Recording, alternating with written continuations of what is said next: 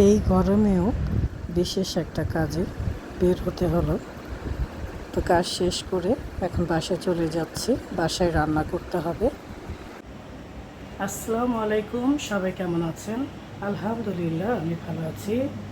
চলে আসলাম আপনাদের রনক আপু রান্নার জন্য সব কিছু গুছিয়ে নিয়েছি। আজকে তেলাপিয়া মাছ ভুনা করব, আর মুরগিটাও ভুনা করব। তেল দিয়ে দিচ্ছি মাছটা ভাজার জন্য। তেলাপিয়া মাছটা আমি হলুদের গুঁড়ো, মরিচের গুঁড়ো, লবণ দিয়ে মাখিয়ে নিয়েছি। এখন মাছটা আমি ভেজে নিচ্ছি। আমাদের জন্য মাছ ভুনা করব, আর ছেলের জন্য মুরগিটা রান্না করব। মুরগিটা সাদা করেই রান্না করব, কারণ ও বেশি মশলা পছন্দ করে না। মাছ ভাজা হয়ে গেছে, এখন উঠিয়ে নিচ্ছি। তেলাপিয়া মাছটা বেশ বড় সাইজের ছিল। মুসুরির ডাল সিদ্ধ করে নিচ্ছি। মুসুরির ডালের ভর্তা করব। আমি এখানে রসুন কুচি আর একটা কাঁচামরিচ কুচি দিয়ে দিয়েছি। ঢেকে দিচ্ছি, ডালটা সিদ্ধ হোক। পেঁয়াজ কুচি দিয়ে দিচ্ছি। মাছ ভুনা করব, তাই একটু বেশি করেই দিলাম।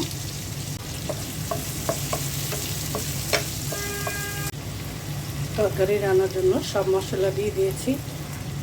আদা রসুনের পেস্ট, হলুদ গুঁড়ো, মরিচ গুঁড়ো, ধনিয়া গুঁড়ো, জিরে ফাঁকি আর লবণ।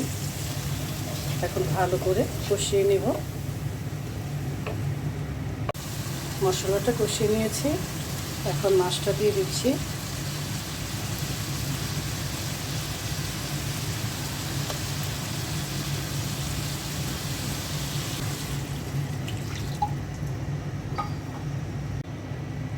ঢেকে দিচ্ছি। ডালটা সিদ্ধ হয়ে গেছে, মাছটা একটু উল্টে দিচ্ছি।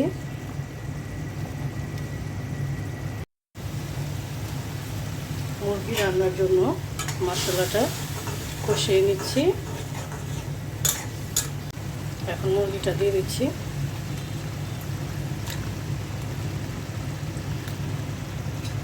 মশলার সাথে মুরগিটাও ভালো করে কষিয়ে নেব। একপাশে ভাতও বসিয়ে দিয়েছি। ভর্তার জন্য আমি সব কিছু গুছিয়ে নিলাম। ধনিয়া পাতা আর কাঁচা পেঁয়াজ দিয়ে ভর্তাটা করব। আর দুটো শুকনো মরিচও কেটে নিয়েছি ভেজে। এখন একটু লবণ দিয়ে দিচ্ছি, ভর্তাটা মাখাবো। আর তেল,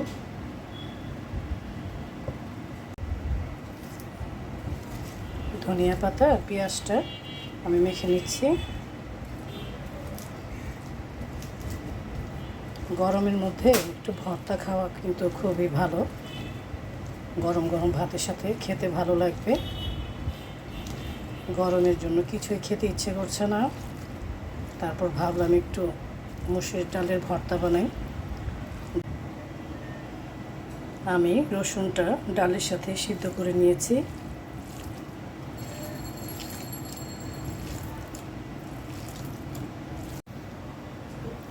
ডালের ভর্তাটা হয়ে গেছে, এখন উঠিয়ে নিচ্ছি।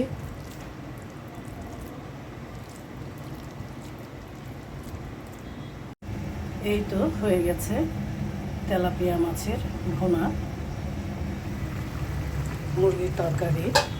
মুরগির তরকারিতে একটু জিরে ফাঁকি দিয়ে দিচ্ছি, আর মুসুরির ডালের ভর্তা। গরম গরম ভাতের সাথে খেতে কিন্তু দারুণ লাগবে। সবাই ভালো থাকবেন, সুস্থ থাকবেন। আল্লাহ হাফেজ।